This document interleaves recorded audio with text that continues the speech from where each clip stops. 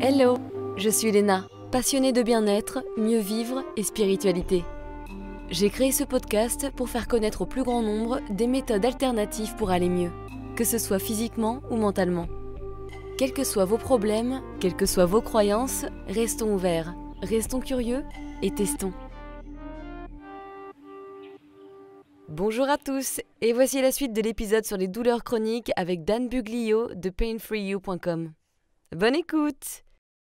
Ouais, carrément, et tu as totalement raison, et je remarque que je suis une personne assez impatiente, un petit peu trop, et des fois je commence à me sentir en colère, frustrée, déçue, et là je me force à faire une pause, à respirer et à me dire pas bon pour mon TMS, on respire, on s'apaise, on se calme le plus possible.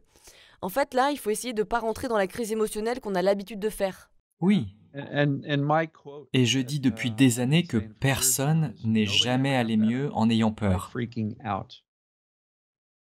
Parce que si vous êtes en train de paniquer, qu'est-ce que ça apprend à votre cerveau? Qu'on a un problème. Si vous voulez apprendre à votre cerveau que tout va bien, il faut arrêter de flipper, il faut vous calmer et vous rassurer. Comment on se rassure? Avec une connaissance précise. Il faut se rappeler, regarde, on a fait le calcul, c'est un problème strictement lié au TMS créé par le cerveau pour me protéger. Même si ça n'y ressemble pas, le cerveau essaye de vous empêcher de vous faire encore plus de mal. Et donc, personne n'est jamais allé mieux en ayant peur. Ça revient à crier à votre cerveau, on est en danger. Donc moins on a peur, mieux ça ira. Se calmer, se rassurer est ce qu'il y a de mieux à faire. Idéalement, être indifférent en vous disant « Ok, j'ai mal aujourd'hui, et alors? Ça m'est égal. Peu importe. » Et quand vous faites ça systématiquement, que vous montrez peu d'intérêt, le cerveau va vite comprendre que vous n'y prêtez pas attention et supposer que vous allez bien. Et quand vous arrivez à enrayer la peur et à détourner votre attention vers ce que vous faites, votre cerveau se dit « Waouh, elle fait des trucs normaux. J'imagine qu'elle va bien. » Et avec le temps, le cerveau devient moins attentif et le système nerveux commence à se réguler. Et quand c'est le cas, les symptômes peuvent disparaître. Ce n'est vraiment pas sorcier. C'est la magie du cerveau, mais ce n'est pas sorcier. Ce n'est pas très compliqué une fois que vous avez compris. Ce n'est pas compliqué, mais c'est un vrai défi à relever. Je ne dis pas que c'est facile.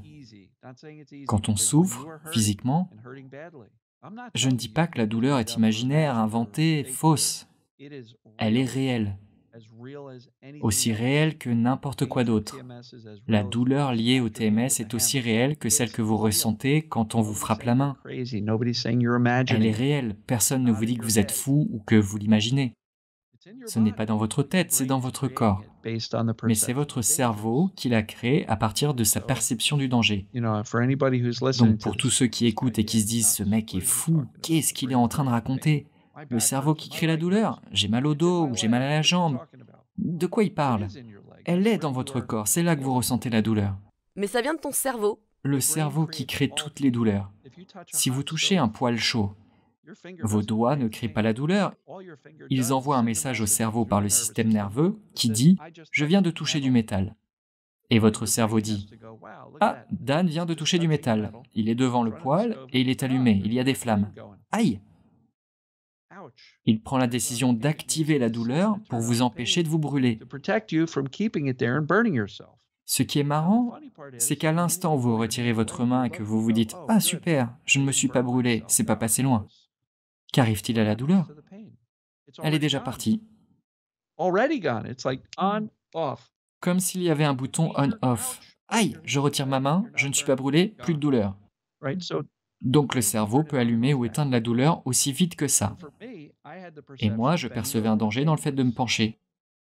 Donc à chaque fois que je me penchais, mon cerveau activait la douleur, parce qu'il avait peur que je me fasse mal. Donc comment tu as géré ça? Ça a été un processus plus long pour moi. J'ai dû me répéter encore et encore, ce n'est pas dangereux. J'ai dû calmer mes peurs, décider de vivre ma vie malgré la douleur. Ce que j'enseigne aujourd'hui, c'est la reprogrammation de la douleur. où on visualise le fait de se pencher, tu vois? Si on m'avait dit il y a des années, Dan, visualise-toi en train de te pencher pour ramasser la corbeille à linge sale. J'aurais répondu, je sais pas, ça va me faire mal. Mon cerveau anticipait le danger, donc je me sentais angoissé. Certaines fois, je pouvais sentir la douleur dans le bas de mon dos monter d'un cran juste en y pensant. Juste en visualisant? Oui, tu vois, c'est pareil pour toi quand tu penses à sortir pour te balader.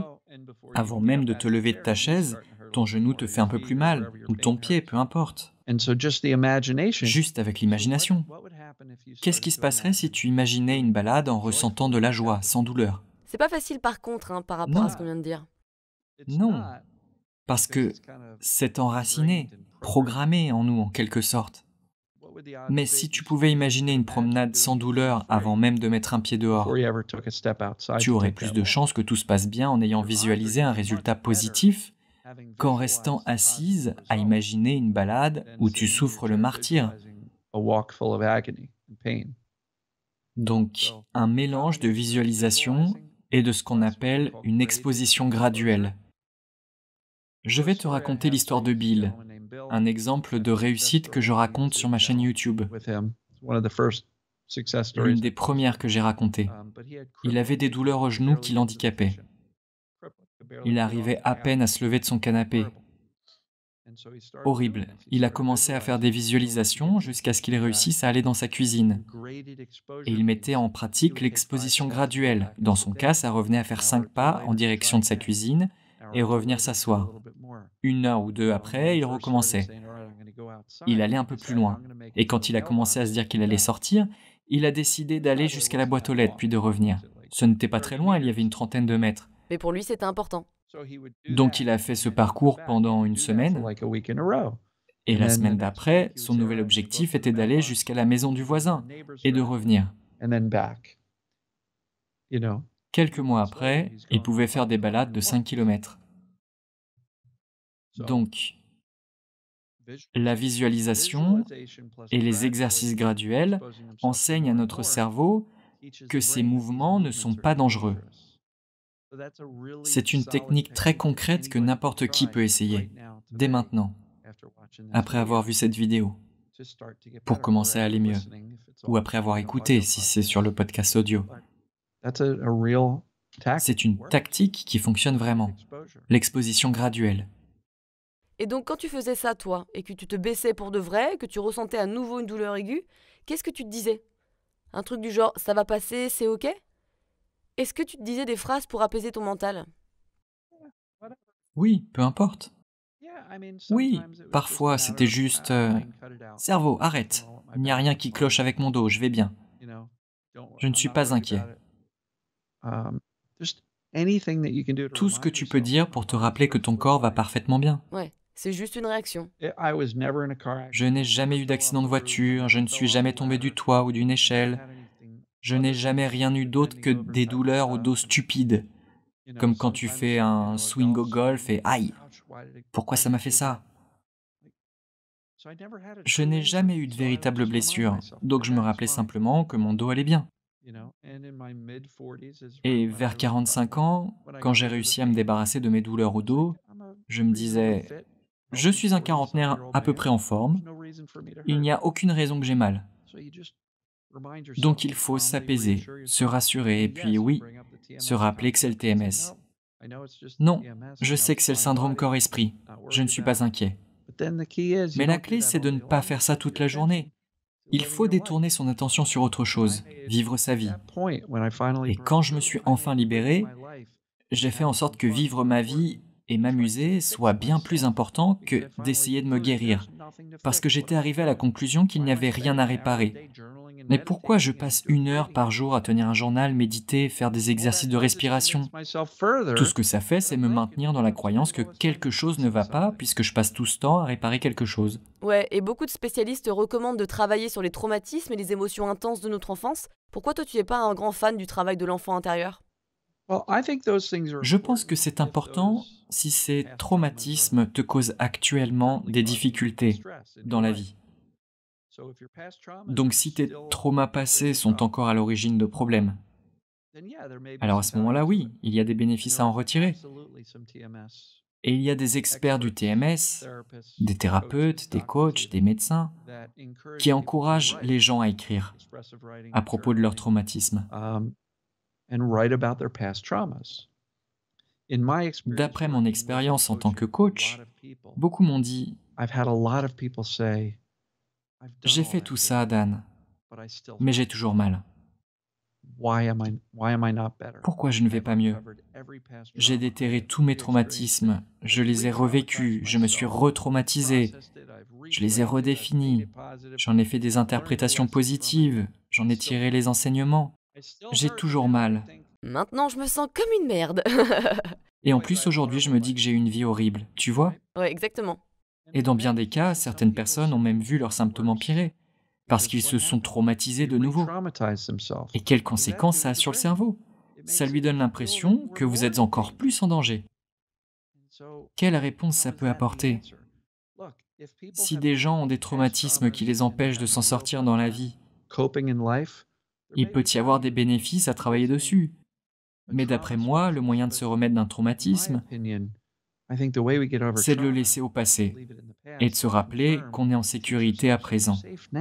Ces traumas ne sont pas en train de se dérouler. Si on vous a maltraité quand vous étiez enfant, à 34 ans, vous n'êtes pas maltraité. Alors arrêtons de faire remonter ces horribles souvenirs. On se retraumatise dans l'espoir de mettre fin à des douleurs aujourd'hui. J'ai du mal à comprendre comment le fait de revivre ces traumatismes peut nous aider à nous sentir en sécurité aujourd'hui. Je n'y crois pas. C'est mon avis, et il est différent de beaucoup d'autres experts. Certains ne jurent que par le journal, et certains médecins qui enseignent le TMS disent que si les douleurs ne disparaissent pas en quelques mois, il faudra penser à aller voir un thérapeute. Super, vous allez voir un thérapeute qui ne connaît rien au TMS et que fait-il? Il vous demande « Comment était votre enfance? Qu'est-ce que vous ressentez ?» Et je ne suis pas convaincu que c'est la solution qu'on cherche. Je pense que la clé, c'est d'apprendre à notre cerveau qu'on est en sécurité aujourd'hui, physiquement et émotionnellement. Et comment on fait ça? En ressentant les émotions qui nous traversent à l'instant présent. Si vous êtes en colère, soyez en colère. Pas besoin d'aller déterrer de vieux souvenirs. Il y a plein de raisons aujourd'hui pour être énervé. Alors, pourquoi revenir aux anciennes? Sentez ce que vous ressentez et ce qui est en train de monter en vous. Ressens tes émotions, c'est vraiment ça qui a fait une différence pour moi. Quand les émotions négatives sont là, je fais une pause, je les ressens, je respire avec elles plutôt que de les réprimer et je me sens bien mieux après ça. Bien entendu, parce que nous sommes supposés ressentir ces émotions. Mais quand on est enfant, on nous apprend que ces émotions nous rendent mauvais. Quand j'avais 20 ans, si on m'avait demandé « Qu'est-ce que ça dit sur toi, Dan, quand tu te mets en colère ?» J'aurais répondu « Ah, ça veut dire que je suis un connard comme mon père. » Je voulais ne jamais être en colère. Je ne voulais pas lui ressembler. Ma mère était dépressive, comme sa mère et comme ses deux frères. À ton avis, à quoi je pensais quand j'étais triste? Ah, je ne veux pas être comme eux. Donc on a des idées préconçues sur les émotions, qu'elles nous rendent faibles, fous, hors de contrôle, malades mentales. Et donc qu'est-ce qu'on fait d'elles? On n'y fait pas face. Mais ça fait un bien fou de vous autoriser à ressentir vos émotions. Si vous vous réveillez triste, ok, une journée triste, et alors? Soyez triste. Rien ne se produit. Vous êtes simplement triste. N'y collez pas une signification. Soyez triste et ça va passer. Juste ressens-les, ouais. Donc je pense que s'autoriser à ressentir ses émotions est une partie de la solution. Je pense qu'être à l'écoute de notre état physique fait également partie de l'équation pour aller mieux. Parce que parfois, on se promène en retenant son souffle, le corps est tendu, craintif. Si vous ressentez des douleurs, vous marchez probablement comme un robot pour essayer de ne pas vous faire mal. On porte toute cette tension et cette peur en nous. Il faut laisser le corps se relaxer. On ne va pas se faire mal en balançant ses bras, ni en marchant d'une façon un peu plus confortable. J'ai marché comme un robot pendant des années, avec une prudence excessive pour ne pas me faire mal au dos. Ça ne m'a jamais aidé, ça ne m'a jamais mis à l'abri. C'est marrant parce que depuis que tu nous as parlé de ton histoire avec ton dos, j'ai une sensation dans le côté droit du dos, donc j'en rigole. Alors il faut rire de tout ça. Oui, exactement, j'en rigole maintenant. Je connais les tricks de mon petit cerveau. Parce que le cerveau est à ce point suggestif. Ça ne devrait pas nous donner plus de raisons de nous inquiéter. Parce que je sais qu'en entendant parler du TMS, certains vont se dire « Quoi? C'est mon cerveau qui fait ça ?» Et ils vont avoir peur de leur cerveau. « Oh mon Dieu, si mon cerveau peut faire ça, de quoi il est encore capable ?» Et la clé c'est, et je viens juste de faire une vidéo dessus, aujourd'hui je crois, le cerveau est orienté par défaut vers la protection et la sécurité. Le cerveau est notre meilleur ami et il donne tout son possible pour nous garder en sécurité et en vie. Donc c'est à nous que revient la tâche d'utiliser notre cerveau conscient pour apprendre à notre cerveau subconscient. On est en sécurité. Il n'y a pas de quoi s'inquiéter. Tu n'as pas besoin de me surprotéger, de me faire ressentir de la douleur pour me protéger de quelque chose d'aussi banal que marcher. Oui, exactement. C'est normal de marcher, je suis censé pouvoir courir. Sinon on n'aurait jamais pu le faire. Tu as vécu beaucoup d'années de ta vie où tu n'y as pas prêté attention. Si tu voulais courir, tu courais. Si tu voulais jouer au foot, tu jouais. Peu importe. Et soudain, tu commences à avoir peur. Et plus on croit en ses pensées, plus le cerveau est convaincu. Non, c'est fini. Plus de sport. Et je ne dis pas qu'on ne peut pas se blesser en faisant du sport. C'est possible, bien sûr. Mais souvenez-vous, le corps guérit toujours. Mon neveu s'est cassé la cheville en jouant au foot. Mais on lui a mis un plâtre, il a marché avec des béquilles et il a guéri. Et il joue de nouveau au foot. Le corps guérit toujours. Ouais. Mais nous, avec notre TMS, on pense que c'est faux. Et on finit par avoir des douleurs qui durent des années. Ce qui n'a aucun sens d'un point de vue médical. Et c'est la raison pour laquelle la plupart des médecins nous disent qu'ils ne peuvent pas expliquer ces douleurs. Et alors, qu'en est-il de l'anxiété? Ça serait quoi ton conseil quand on se sent anxieux? Qu'est-ce qu'on peut faire? Tu as juste à ressentir aussi? Oui, prends ça moins à cœur. L'angoisse, c'est simplement la peur d'un futur événement qui ne s'est même pas produit. Oui. La peur est réelle, présente. S'il y a un danger imminent devant toi, comme un tigre, un lion, ah, je risque la mort, tu vois. La peur a un rôle, elle est censée enclencher la réponse au stress.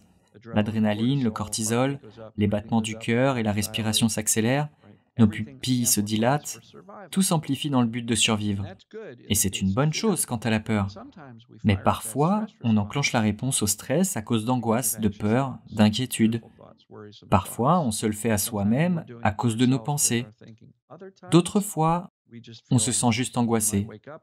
On peut se réveiller avec un rythme cardiaque plus rapide et on va dire « Dan, je n'ai rien fait, je me suis réveillé comme ça. »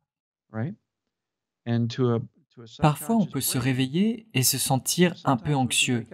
Et quelle est la meilleure façon de réagir vis-à-vis de votre subconscient? Ah, c'est un jour où je suis inquiet, et alors, pas de problème. Vous n'avez pas besoin de guérir de votre anxiété, parce que parfois, on devient tellement obsédé à l'idée de se débarrasser de nos angoisses qu'on se déclenche des crises d'angoisse pour se débarrasser de nos angoisses, parce qu'on se met une pression phénoménale. Pourquoi je suis si angoissé? Faut que je m'en débarrasse.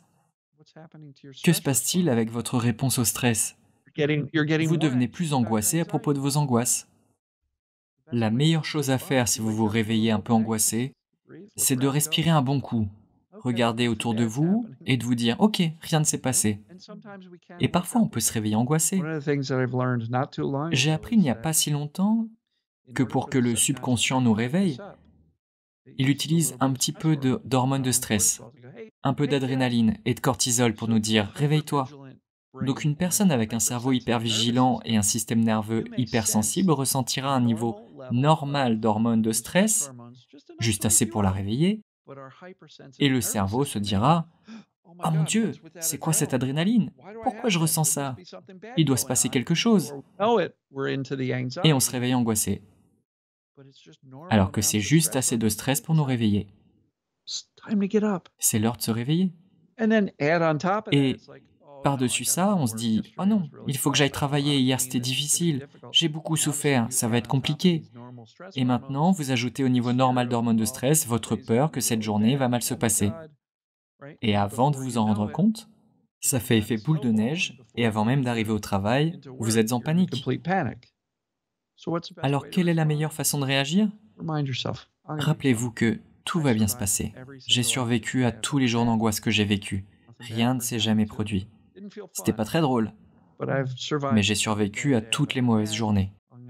Je vais survivre aujourd'hui aussi. Et parfois, rediriger votre attention au tout début de votre journée est un bon moyen de gérer ces angoisses. Parce que si vous préparez votre petit déjeuner en pensant à votre journée, que se passe-t-il avec vos angoisses? Votre cerveau se porte bien. Ah, elle fait des trucs habituels, elle va sûrement bien. Alors que si vous restez couché, terrifié, ah mon Dieu, pourquoi je suis angoissé? Vous paniquez. Vous pensez que ça va disparaître? Ouais. Et du coup, tu as besoin de ressentir les émotions pour te sentir apaisé, mais des fois, tu dois faire attention à pas te sentir non plus surmené par ton anxiété parce que ça peut tellement te contrôler. Oui, C'est un juste milieu. il y a 3 types d'états. L'état émotionnel, mental et physique.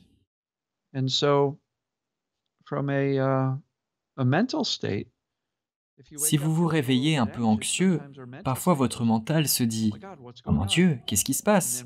Et avant même de vous en rendre compte, votre mental s'emballe et vous croyez qu'il y a un problème, qu'il faut régler. Tu vois? Ce que je conseille pour gérer l'état mental, c'est de ne pas prendre ses pensées au sérieux.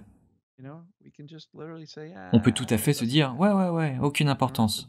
Je n'ai pas à les croire, je n'ai pas à faire quoi que ce soit de ces pensées. Pas besoin de les arrêter, de les guérir. Je peux juste les laisser aller, flotter. Faites juste ça. Ressentez vos émotions quand elles vous arrivent. Vous commencez à les remarquer.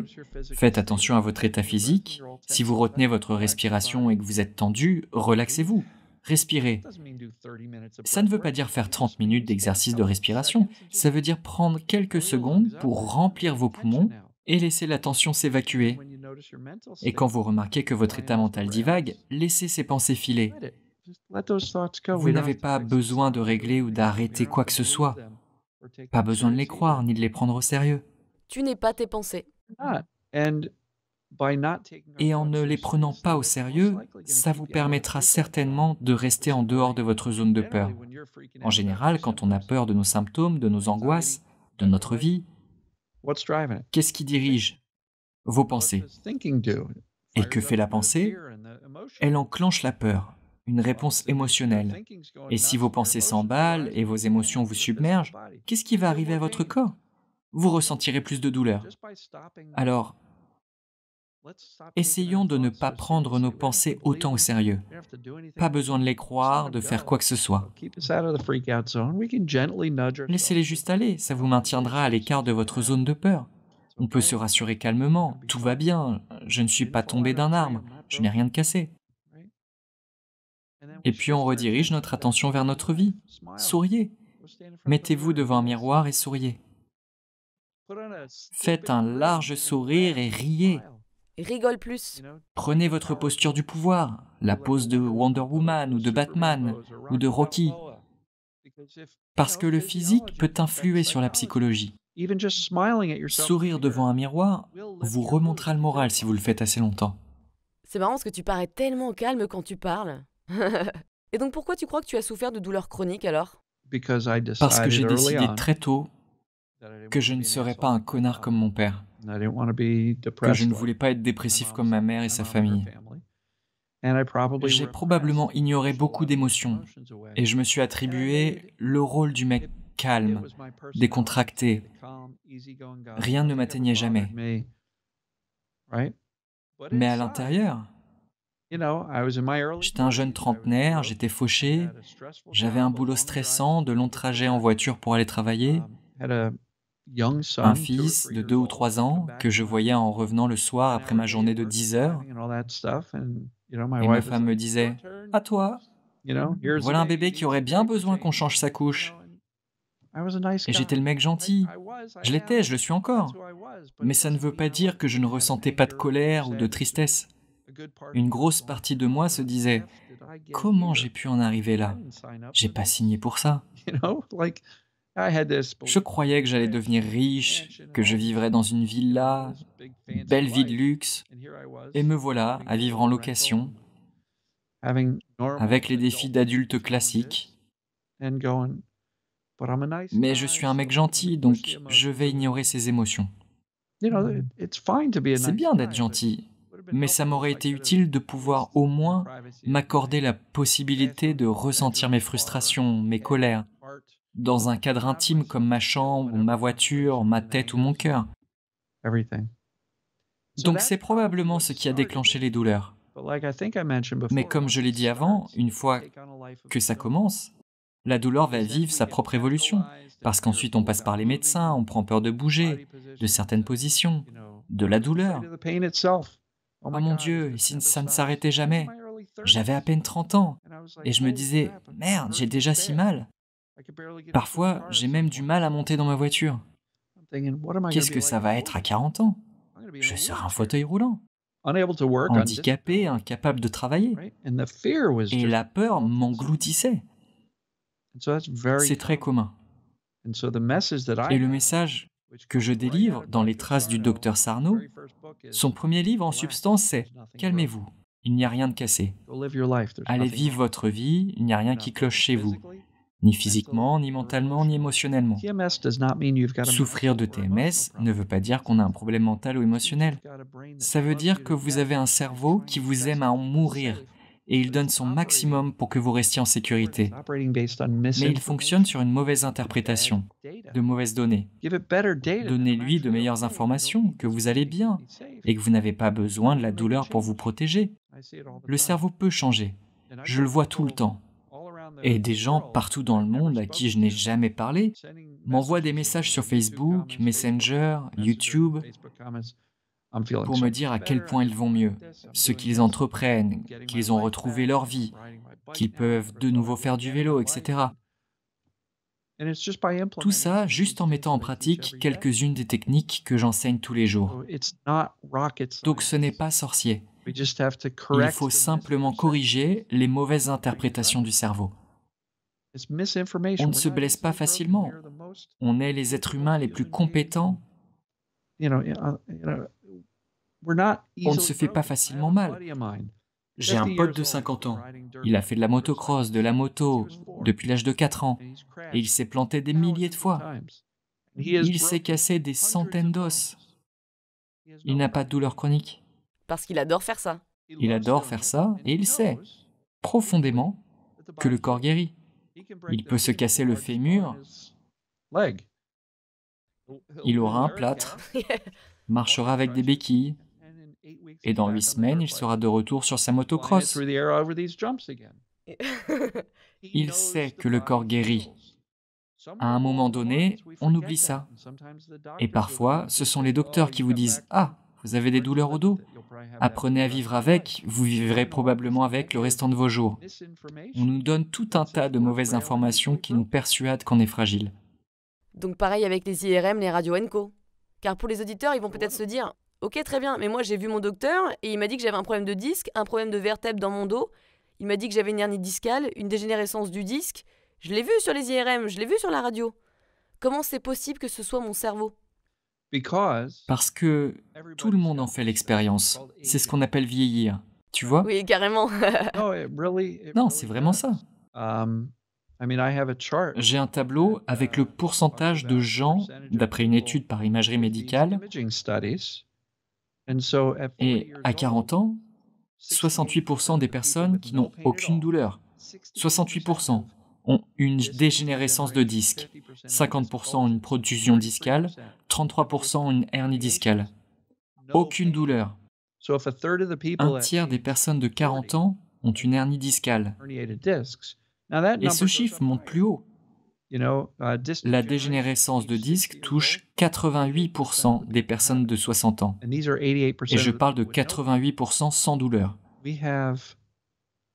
Ces anomalies sont normales d'après nos études par imagerie. Donc aux gens qui me disent « mais j'ai cette image qui le prouve », je pose la question « comment se comporte votre douleur? Est-elle intermittente? Est-ce qu'elle augmente, diminue, se déplace, change? Est-ce qu'elle réagit à un stimulus comme le toucher, l'imagination, les attentes, la peur, le stress, le jour de la semaine? Certaines personnes disent qu'ils ont mal la semaine, mais qu'ils se sentent mieux le week-end. Allô? Une femme avec qui j'ai travaillé il y a des années se levait avec des maux de dos très sévères. Elle venait au bureau et elle allait mieux. Puis elle rentrait à la maison et ça revenait. Comment c'est possible? Cette femme était récemment divorcée. Elle vivait toute seule pour la première fois. Ce qui revenait tout le temps, c'est qu'elle se sentait terriblement seule. Quand elle était au travail, elle était entourée de collègues, d'amis. Elle pouvait parler, rire, elle se sentait bien. Parce qu'elle était entourée de gens qu'elle aimait, qu'elle prenait plaisir à travailler avec eux. Elle rentrait chez elle, seule, et la douleur revenait. Et quand on a fait le lien, elle s'est très rapidement débarrassée de la douleur. Et c'est fou comment la douleur, elle peut nous changer. Toi, par exemple, ça t'a changé ta carrière, probablement ta vie, ta manière de vivre, ta perception de la vie, c'est un cadeau. Ah, c'est un don, c'est certain. Pour moi particulièrement, parce que c'est ce que j'enseigne à plein temps. Mais même pour les personnes qui n'ont pas l'intention d'enseigner, elles croient fermement que leurs douleurs chroniques, peu importe à quel point elles ont souffert, ont été un don, parce qu'elles leur ont permis d'apprendre à être plus tolérantes avec elles-mêmes, de mieux s'aimer, de comprendre que c'est bien de ressentir leurs émotions, qu'il n'y a aucun danger, et qu'il faut être son propre meilleur ami en quelque sorte, et s'encourager, prendre soin de soi. Et parfois, ça peut vouloir dire fixer une limite avec son conjoint ou un membre de la famille. Et finalement, les gens se disent « Waouh, c'était difficile, mais je suis content que ça me soit arrivé. » Donc oui, c'est un don. Donc on va finir cet épisode avec des questions rapides, plus générales. Si tu devais garder qu'un livre, lequel serait-il? Quel livre t'a marqué? Le meilleur antidouleur, c'est votre cerveau, et certainement le livre du docteur Sarno que je recommanderais. Et l'autre livre est celui que je suis en train d'écrire, donc il n'est pas encore publié. Teaser! Haha, super! Concernant le TMS, oui, je pense que celui que je recommanderais, c'est le meilleur antidouleur, c'est votre cerveau. Il y en a plein, mais c'est le livre du docteur Sarno que je préfère. Quelle pratique peut-on faire quand on ne se sent pas aligné, anxieux, pas bien quoi? Il faut simplement se rappeler qu'on est fort, compétent. Rien d'affreux n'est en train de nous arriver. Les angoisses ne veulent rien dire à part les sensations de l'angoisse dans notre corps. Elles sont juste dues à la présence des hormones de stress. Donc il faut respirer, laisser sortir la tension hors de son corps, prêter attention à ses émotions. Qu'est-ce qui se passe au niveau émotionnel? Ne paniquez pas, ne prenez pas vos pensées trop au sérieux. Il faut juste respirer, se relaxer. Vous savez que tout va bien. Regardez autour, il n'y a aucun danger. Le toit n'est pas en train de s'effondrer, tout va bien. Oui. Quel est ton mantra ou la phrase que tu te répètes régulièrement? Sur ce sujet, c'est « relax, tu n'as rien de cassé ». Et je dis ça aussi concernant la santé mentale, parce qu'il y a tellement de gens à qui on a diagnostiqué une dépression, un trouble d'anxiété généralisée, des TOC, un trouble du déficit de l'attention ou autre, et on les porte comme des médailles. Ah, moi j'ai des TOC, moi j'ai un syndrome post-traumatique. Et je dis non, vous n'avez rien de cassé, vous avez vécu des choses dures, mais vous n'êtes pas cassé. Je pense que ça peut s'appliquer à tout. Plus on se sent cassé, plus on va se sentir cassé. Plus on croit qu'on l'est, plus on le sera. Et donc, relax, vous n'avez rien de cassé, physiquement, mentalement et émotionnellement. Détendez-vous, vous êtes normaux. Si vous êtes triste, et alors? Je pense que vous avez compris, je pourrais radouter toute la journée. Oui, mais j'adore. Je te laisse poursuivre tes questions. De toute façon, pour nous qui souffrons de douleurs neuroplastiques, de mind-body syndrome ou TMS, etc., c'est hyper important d'être bombardé d'infos, un peu comme le réflexe pavlovien. C'est pour ça que beaucoup d'entre nous écoutons des podcasts, lisons des livres, des articles, des spécialistes sur ce sujet, des gens comme toi aussi pour pouvoir comprendre comment on fonctionne et faire évoluer nos croyances. Que dirais-tu à ton plus jeune toi, par exemple, quand tu avais 30 ans? C'est une question difficile. Ouais, j'adore celle-là. C'est « tu es capable de faire tellement plus que tu ne penses ». Oui, à l'époque, j'avais énormément de croyances limitantes, de doutes. Pendant des années, j'ai pensé que j'étais un procrastinateur. Et je me bats toujours contre cette croyance. Encore aujourd'hui, à 56 ans, je pense toujours, j'ai encore beaucoup de choses à faire sur ma to-do list que j'aurais dû faire il y a des semaines, tu vois. Ça s'appelle être humain, je pense. Oui, je pense que si je devais m'encourager, je dirais, vois en grand, t'es capable de tellement plus. Mais ouais, yeah, regarde ce que t'as fait. Et tu n'as pas besoin de croire les pensées négatives qui te disent, non, tu ne peux pas faire ça. Pour résumer, tu es capable de tellement plus. Où est-ce qu'on peut te trouver ou travailler avec toi? J'ai un site internet. Le titre c'est painfreeyou.com. painfreeyou.com. Il y a une vidéo de 20 minutes qui explique comment le TMS, le corps-esprit, la douleur ou d'autres symptômes commencent et comment ils s'installent durablement. Donc si vous cherchez une introduction sur le sujet, c'est un bon moyen pour commencer. C'est une très bonne vidéo. Il y a aussi une fiche d'auto-évaluation téléchargeable. Il y a un bouton en haut du site qui dit « Take the pain test », faites le test de douleur, qui vous posera les questions dont on a parlé tout à l'heure, pour déterminer comment se comporte la douleur. Donc c'est un site utile. Si vous souhaitez regarder mes vidéos quotidiennes, il y a ma chaîne sur YouTube qui s'appelle Pain Free You. Il y a, je crois, 930 vidéos sur ce sujet. J'ai mis en ligne une vidéo par jour, 930 jours de suite, sans louper une seule journée.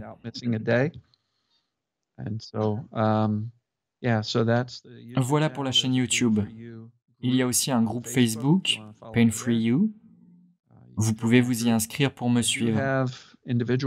Je fais aussi des sessions de coaching individuel. Et j'ai aussi un programme de coaching de groupe avec des cours. Donc si vous voulez la version accélérée, rendez-vous sur le site. Il y a un bouton en haut, course coaching. Je pense que c'est la façon la plus rapide et la moins chère d'aller mieux, parce que vous obtenez immédiatement l'accès aux cours. Et puis tous les mercredis, je donne 2 cours. Un à 13h et l'autre à 19h, heure de la côte Est. Et nos amis européens suivent le cours de 13h, qui se déroule au moment du dîner pour eux. On a même des Australiens qui se connectent pour le cours de 19h, parce que chez eux, il est environ 8h, ou 9 ou 10h. Donc il y a 2 cours. Les gens se connectent via Zoom, posent leurs questions, se motivent les uns les autres. Donc oui, le site painfreeyou.com, YouTube, Facebook, et contactez-moi si vous avez des questions, si vous avez besoin d'aide. À minima, regardez mes vidéos quotidiennes, elles sont gratuites, et il y en a des centaines. Merci Dan. C'était très sympa. Merci beaucoup, Léna.